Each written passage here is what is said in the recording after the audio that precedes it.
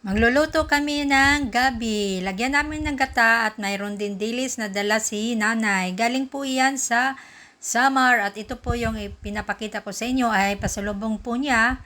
Yan galing Samar. At yung pinakamasarap na pasalubong, yung masapan, pili nuts, at saka may molido po din dyan, at saka yung banana chip.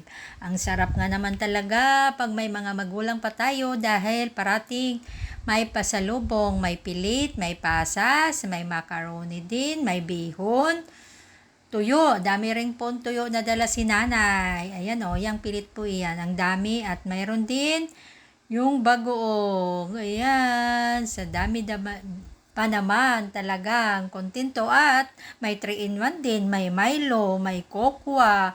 At ayan pa yan.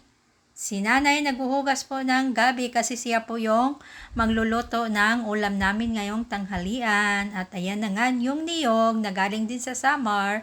At mayroon din native na manok. Ayan o, yung paa niya. Talagang ebidensya na yan ay native na manok at mayroon din bangos na isda na dala si nanay. At ayan yung may sobra pa ay para daw iyan sa paksiw.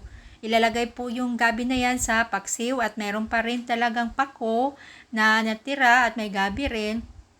Sunod na naman yan na araw kasi hindi pa naman yan masisira. At ayan na nga, inumpisahan na namin magkayod ng gata para sa gaway, sa gabi para mauulam natin ngayon.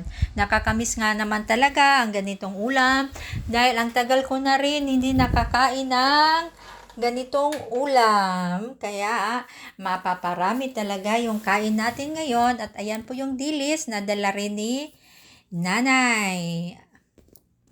At ayan nga, inilagay na ni nanay yung dilis sa gabi. Yung unang gata pa lamang po, yung pangalawang gata po iyan at sinunod yung unang gata para mas masarap pag marami yung gata na inilalagay. Mas yummy talaga. Pinabitin pa ni nanay sa paglagay, hindi na lang sinabay. At ayan, may suka rin, 2 galon. At ayan pa yung ibang dilis na ipapakita ko sa inyo. May tamban din. At may pakas din po yan. Ang laman, ang kapal ng laman, hindi kalugi. Sabi ni nanay, may kamahalan din po yan. May pakas din na iliw.